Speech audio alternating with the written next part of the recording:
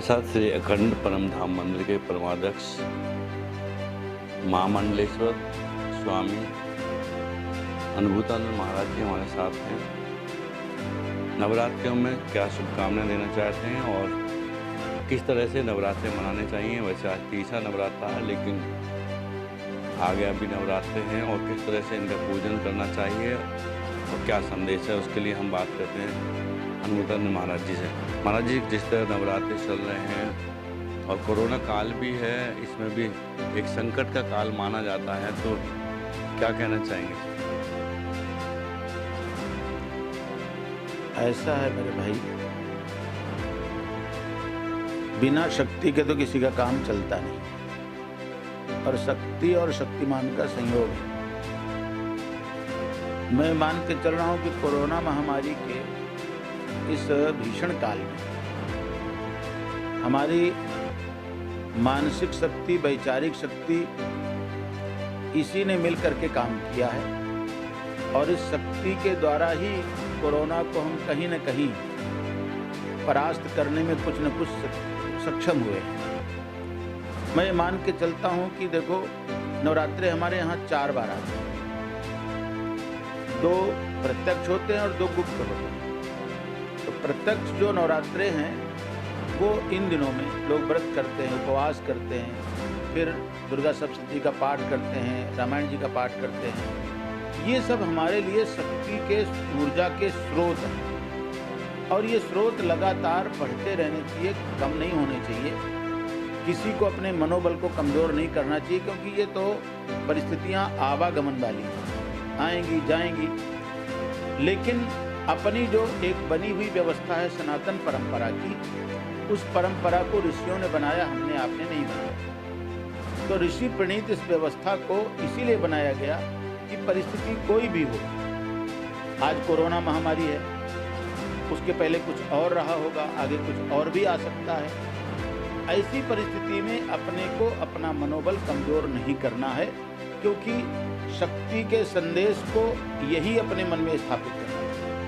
शक्ति हमेशा, देखिए, एक तरह की शक्ति नहीं होती। शक्ति का मतलब क्या है? बिना शक्ति के आप रोटी नहीं खा सकते, पानी नहीं पी सकते, चल नहीं सकते, आपके अंदर हजम करने की शक्ति नहीं होगी, तो सत्य बोलना, अच्छे काम करना, दूसरे की मदद करना, सहयोग करना, ये बिना शक्ति के संभव नहीं है। तो हम सब मान करके चलते हैं कि देखिए, शक्ति का सदुपयोग जीवन को आदर्श करता, आगे ले जाता, और शक्ति का दुरुपयोग पतन की ओर ले जाता है। तो यहाँ पर जो ये नवरात्रे हैं, ये शक्ति के दुरुपयोग को नहीं, बल्कि शक्ति के सदुपयोग के लिए है।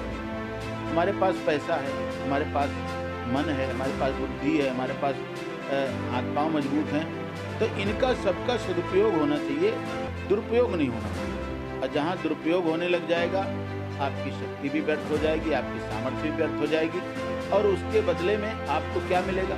सम्मान तो मिलेगा, अपमान मिलेगा, आपकी गिरावट का ओछापन लगेगा। ये सारी चीज़ें होती हैं जब शक्ति का असम्मान किया जाता है। तो मैं समझता हूँ, देखिए, हमारे प्रधानमंत्री आदरणीय मोदी जब पहली बार अमेरिका गए थे, वहाँ पर जो वहाँ के राष्ट्रपति थे ओबामा जी, और नवरात्रों में गए थे, तो नवरात्रों में 9 दिन उन्होंने केवल जल से व्रत किया। अब लोग तो अमेरिका में जाके व्हाइट हाउस में सोचते हैं कि पता नहीं हमको क्या खाने को मिलेगा, लेकिन पीएम ने जब अपना नींबू का पानी का गिलास अपने सामने रखवाया तो लोग हैरत में रह गए। ये भारत के प्रधानमंत्री हैं, कितने तपस्वी हैं, 9 दिन तक लगातार, और उसी ऊर्जा से काम किया। तो इसका मतलब क्या होता है? शक्ति कम नहीं होती है, शक्ति भोजन से नहीं बढ़ती है, शक्ति आपके संकल्प। और अगर आपका संकल्प ही कमजोर होगा तो आपको कुछ भी खिला दिया जाए, बादाम, किशमिश, ये वो दुनिया भर, तब भी आप शक्तिमान नहीं हो पाएंगे, शक्तिशाली नहीं हो पाएंगे। और आपका मनोबल अगर दृढ़ है तो आप हर समय सावधान भी रहेंगे, संयमित भी रहेंगे, और शक्ति से भरपूर रहेंगे, ऊर्जा आपके अंदर रहेगी। तो मैं वही मान के चलता हूँ कि देखो, आज तीसरा दिन माँ भगवती के चरणों में हर कोई वंदन कर रहा है किसी न किसी रूप में। आजकल बल्कि एक और भी अच्छी बात में सुनने को मिली है कि लोग इन दिनों जो शराब पीते थे शराब नहीं पीते, जो गलत काम करते थे वो आजकल गलत काम नहीं करते हैं, जो बीड़ी पीते थे सिगरेट पीते थे वो लोग आजकल नहीं पीते खाते हैं। तो ये भी एक शक्ति का ही तो प्रभाव है। 9 दिन के बाद वो क्या करेंगे हम नहीं जानते, लेकिन 9 दिनों का ही संयम ये उनके लिए, उनके जीवन के लिए सबसे बड़ा उपयोगी सिद्ध होगा। क्योंकि ये 9 दिन भी अगर हो जाते हैं तो देखिए पैसे का संयम, पैसा जो आप रोज खर्च करते थे वो बचेगा। इसी तरह से कुछ और जो काम आप करते थे उसमें भी कुछ बचत होगी, आपके परिवार को कहीं ना कहीं सुकून मिलेगा। तो मैं ये मान के चलता हूँ कि ये जो त्यौहार है हमारे, ये शक्ति ऊर्जा देने के स्रोत हैं। आप कहीं भी जाओ अच्छी जगह पर थोड़ी देर ध्यान करो, बैठो, तो वहाँ से अगर पॉजिटिव ऊर्जा है तो आपको शक्ति मिलेगी और मन शांत होगा, अच्छा लगेगा। और अगर निगेटिव ऊर्जा है तो आपके मन को व्याकुलता होगी, लगता कहाँ है। इसलिए अच्छी जगहों में जाने का फायदा लोग मानते हैं कि वहाँ जाएंगे तो थोड़ी देर मन शांत होगा, अच्छा लगेगा, माने वहाँ की ऊर्जा अच्छी है। और जिस घर में कलह रोज होती हो, रोज झगड़ा होता हो, रोज बुराइयाँ होती हो, रोज एक दूसरे की निंदा होती हो, वहाँ बैठ जाओ आप जा करके तो आपका मन उखड़ जाएगा, आपको लगेगा गलत जगह है, अच्छा नहीं है। तो ये मैं मान के चलता हूँ कि 9 दिनों में जो कुछ होने वाला है, भगवान राम ने भी लंका में रावण के वध के लिए एक अनुष्ठान किया था, शक्ति का अनुष्ठान, और उस शक्ति के अनुष्ठान से ही उनको विजय मिली।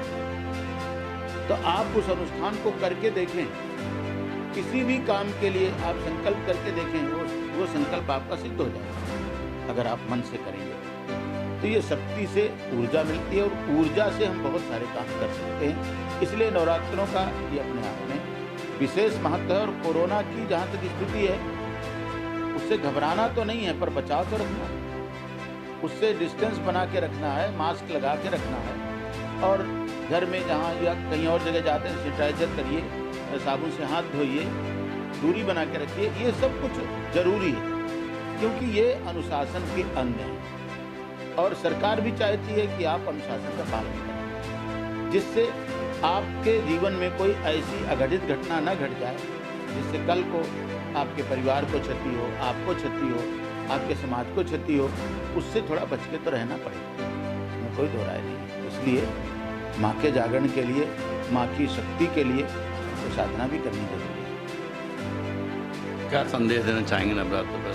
नवरात्रों पर मैं यही संदेश देना चाहता हूँ कि चाहे कोई गरीब है, चाहे कोई अमीर है, चाहे कोई पढ़ा लिखा है, चाहे अनपढ़ है, इसमें मन की क्वालिटी पर ध्यान दिया जाता है, ऊपर की क्वालिटी पर ज़्यादा ध्यान नहीं दे पाते हम लोग। मन की क्वालिटी पर ध्यान दिया जाता है कि आपका मन कैसा है। और इन दिनों में अपने संकल्प को अच्छा बनाने के लिए शक्ति की साधना के द्वारा या देवी सर्वभूतेषु दया रूपेण संस्थिता, नमस्तस्यै नमस्तस्यै नमस्तस्यै नमो नमः। या देवी सर्वभूतेषु मातृ रूपेण संस्थिता, जो माँ के रूप में सब जीवों के अंदर विराजमान है। अगर माँ ना हो तो कोई पालन नहीं कर सकता किसी का, इसलिए वो मातृत्व क्षमता इस देवी शक्ति में है और वही दैवी शक्ति हमारे अंदर विद्यमान है। और या देवी सर्वभूतेषु लक्ष्मी रूपेण संस्थिता, जो पैसे के लिए भाग रहे हैं, अन्य चीजों के लिए भाग रहे हैं, तो उसकी कृपा अगर मिलेगी तो आपको वो भी मिलेगा सहज। या देवी सर्वभूतेषु लज्जा रूपेण संस्थिता, जो हमको लज्जा आती है, शर्म आती है, गलत काम करने के लिए जो हमको बचाव मिलता है, ये भी माँ की ही कृपा है, ये उसी रूप में रहती है। तो या देवी सर्वभूतेषु सर्वरूपेण संस्थिता, कोई ऐसा स्वरूप नहीं, तुम्हें माता चित्ता, तुम्हें बंधुत्व सखा, तुम्हें विद्या द्रविणम, तुम्हें सर्वम मम देव, कोई ऐसा स्वरूप नहीं है जो माँ का ना हो। इसलिए माँ वंदनीय है, माँ आदरणीय है, चाहे वो जगत की माँ हो, चाहे वो दैवी माँ हो, माँ का स्वरूप तो माँ का होता है।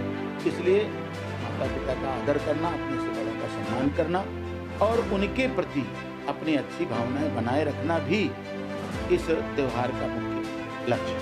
तो वाकई जिस तरह से अनुभूतानंद महाराज जी ने बताया कि वाकई ये जो त्यौहार आते हैं समाज में बदलाव लाने के लिए आते हैं और मन में बदलाव लाने के लिए आते हैं। जिस तरह से नवरात्रों का त्यौहार चल रहा है और इन त्योहारों में हम कहीं ना कहीं अपनी कमियों को छोड़कर अच्छाई की तरफ जाते हैं।